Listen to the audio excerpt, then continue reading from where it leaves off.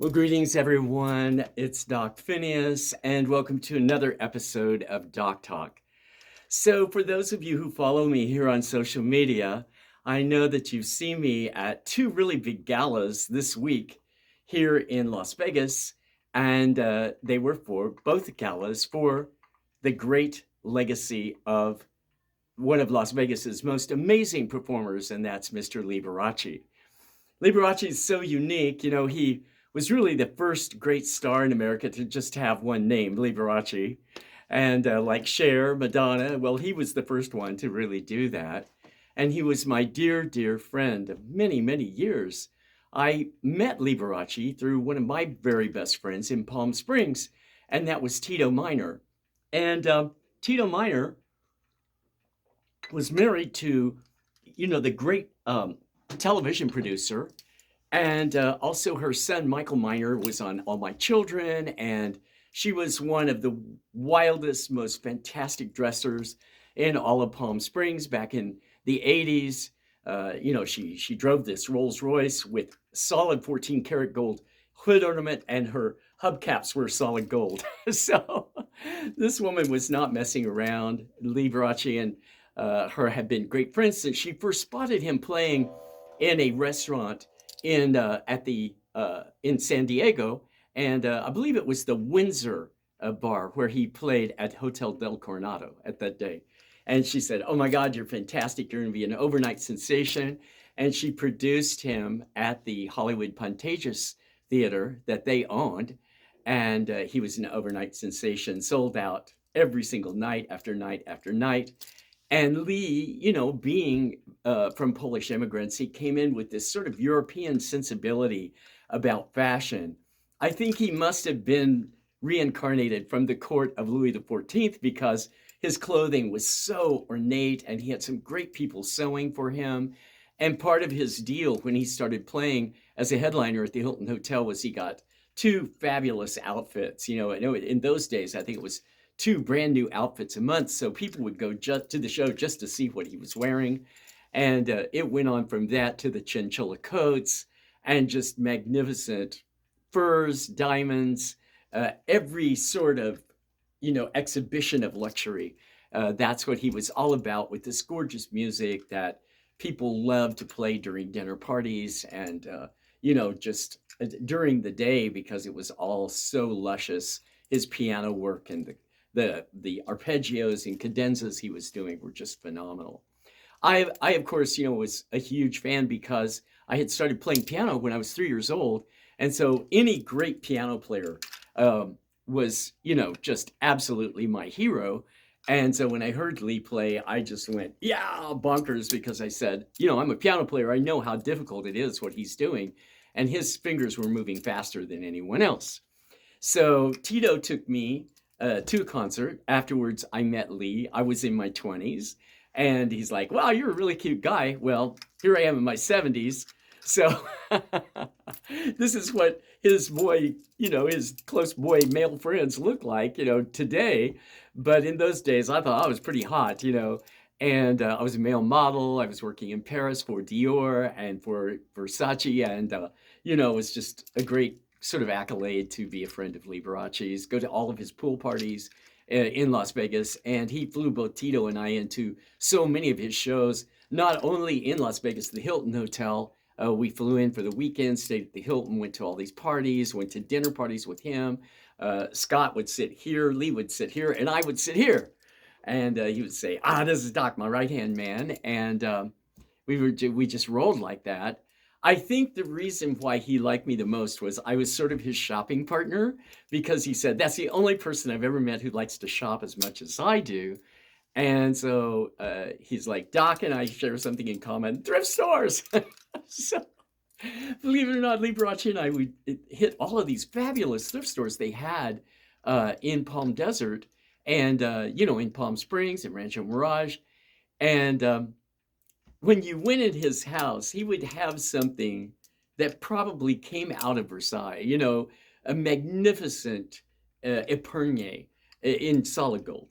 And then it would be next to something that we found at Eisenhower Thrift Store. And he mixed it all up and he did it beautifully. You know, he had such a sense of aesthetic in designing his home the same way that he designed his shows and designed his clothes. And it was just all this big expression of love and bliss.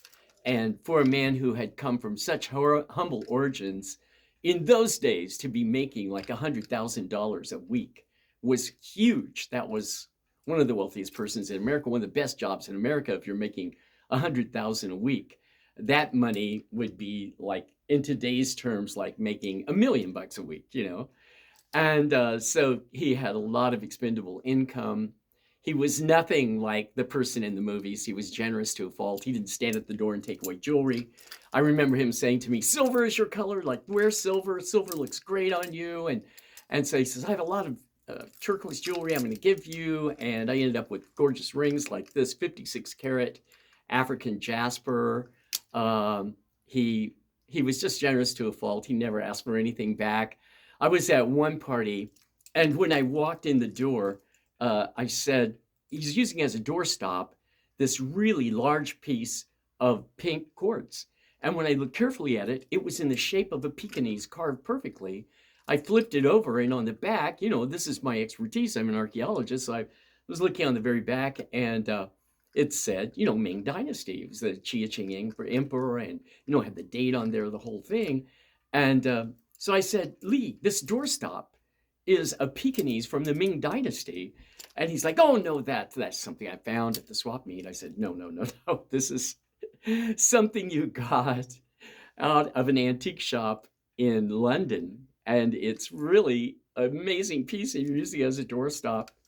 And he was so incredible. The next morning, I get this knock on my door, and here's one of his gentlemen who worked for him, and wrapped is that Ming Dynasty Pekingese. He gave it to me. He was just like that. You know, it was just all je ne sais quoi. I admire one fur he was wearing. That fur was wrapped and given to me at the end of his performance. So, I mean, I was really so blessed by this man to get such incredible, incredible things as well, that it was just out of love that he gave so many of his wonderful things. And all of this to me is a way of preserving this man's legacy. We had a wonderful event this week at the Liberace Mansion, and I just have to give a huge shout out to Ivan and to Martin Ravenhill, the new owners of the mansion, who have just done an amazing job in bringing back Liberace's legacy. And that's what this podcast is about today, how wonderful it is to see Liberace remembered after the museum sort of collapsed. And, you know, nobody knew what happened to those artifacts. And most of them are at the beautiful Thriller Villa that belonged to another one of my friends, was Michael Jackson. So many of Liberace's personal artifacts are there with Jonathan Warren. And then the other amazing artifacts are all at the Liberace Mansion. And that's such a special place to me because I did so many interview shows there playing Liberace's pianos with a lot of the techniques that he showed me how to use, you know, when I'm doing the arpeggios and all of that. Of course, people ask him, "How do you play with all these rings?" And he said, "Doc, always tell him the same thing, which is very well." So, I mean, he was a hoot and so much fun. And really, I just can't help but be excited. I'm sure he's dancing in heaven that I now live on Liberace Street in Las Vegas after so many years of it being Karen. Who wants to be on a street called Karen? in a year when Karen is kind of like a Karen. And now it's Liberace. And, you know, that's just wonderful. He has a street named after him. The Tivoli Gardens, where his restaurant that he used to play, a nightclub, is back open again in Las Vegas. And that's in the same complex where the old museum was, you know, near a bar a lot of people know called the Good Times. He owned that whole complex in there. And then now the Liberace Mansion, Martin has worked on it so hard and restored it to period. I went to the best gala I've ever been to the other night with a gentleman there who looked exactly like Liberace at the door, in his clothes, looking just like him, acting like him. It was just really so almost so shocking for me. I felt cold chills. It was just so great to see that. And then last night we went to a tremendous gala at the Nevada State Museum, and curated by a couple of very dear friends of mine, but invited by Heather Rourke.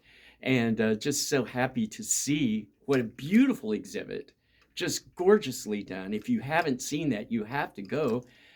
One of his original diamond pianos is there, plus the outfit that he wore when he played it, that is just intricately sewn with beads and sequins and diamonds. And I mean, the clothing and the costumes that are on display that belong to Liberace are just amazing. They are just a fantastic, fantastic exhibit, on par with if it had been done in New York City.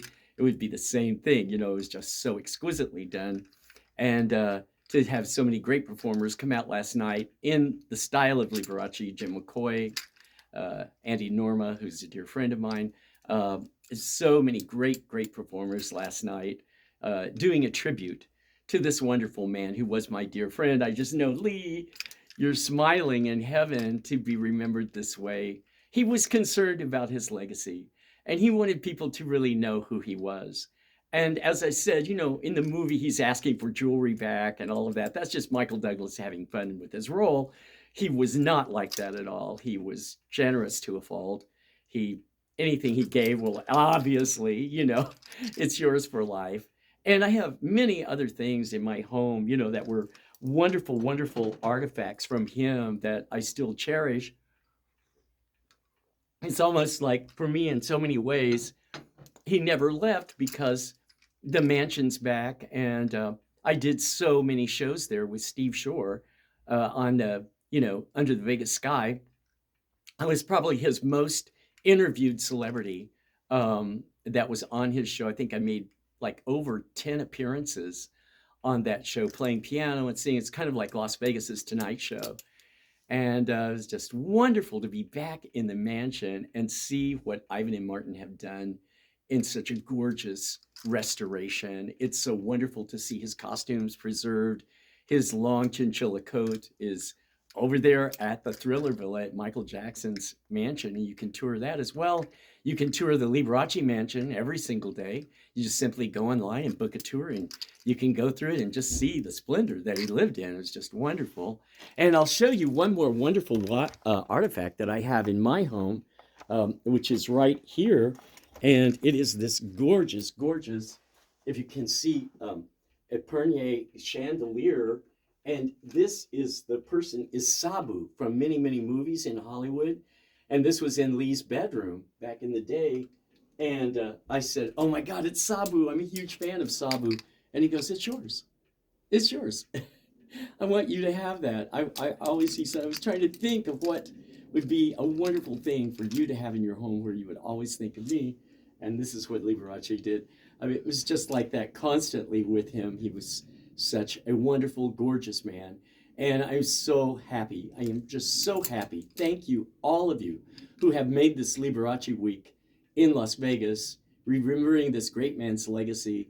And I was there at one of his last performances, just to let you have a final story here. But he played for 2 hours impeccably at the Hilton. And he was presented with Man of the Year by the governor of the state of Nevada. And that came from our president. And he was sitting at the table with me after playing so many hours, you know, just one hit after another hit, just impeccably. He was still had tremendous dexterity at the piano. And of course, you know, he got up and he said, one of the great joys of my life has been giving out thousands and thousands of scholarships to help young people, especially urban young people, have the chance to study piano. And he literally paid for all their piano lessons. Some people had mentioned that were there at the event that they lived in the projects, like in towns like Chicago and Baltimore. And suddenly there was a piano delivered at their home as a gift from Liberace so that they could learn and really play piano. And many of those people became great jazz artists. They became soul singers. You just can't imagine the careers that were built upon so many scholarships that he handed out. And I thought that was just an amazing legacy. And then secondarily, when he sat down, and I'm sitting right next to him, and I said, Lee, come on, have something to eat. You've been up there sweating, play piano like a fiend. And it was wonderful. It was magnificent. He looked at me and goes, thank you. You're my number one fan. And he said, yeah, he said, really, Doc, I don't feel anything. It's just joy. That's all I feel when I play piano. It's just happiness and joy. I walk out with my candelabra, just like I did on so many Tonight shows. And just like I did at Radio City Music Hall, and here I am. The minute I put the candelabra down, I start going to town. I don't even have to think. It's cathartic. And so he got 2 bites of food. That was it. And a gentleman showed up and he said, Mr. Liberace, there's over 200 people waiting in the foyer there at the Hilton Hotel. And they would like to have a picture with you. And they'd like for you to get your autograph and, just have a moment with you. And he turned to me and he pushed his plate away. He said, fans come first.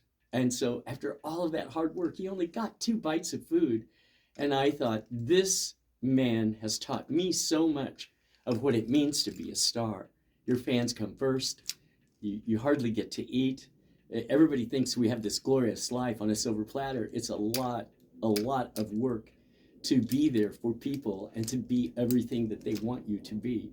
And if there was a star that I knew that really, really tried so hard to be that, it was Liberace for everybody. He really put everyone else first, and he would somehow grab a plate of food on an airplane, on to his next destination. So it's been a wonderful week. Thank you all so much for your generosity, your kindness to me, and having me out there on the red carpet. It was really a pleasure to be the guest celebrity at the mansion, and last night at the fantastic gala that we had at the Nevada State Museum. And thank you for remembering Liberace. On behalf of him, as one of his dear friends, I know he would so much appreciate all of the wonderful things and wonderful ways that he's being remembered now in Las Vegas with a street named after him. And in his words, he'll say, I'll be seeing you. Thank you.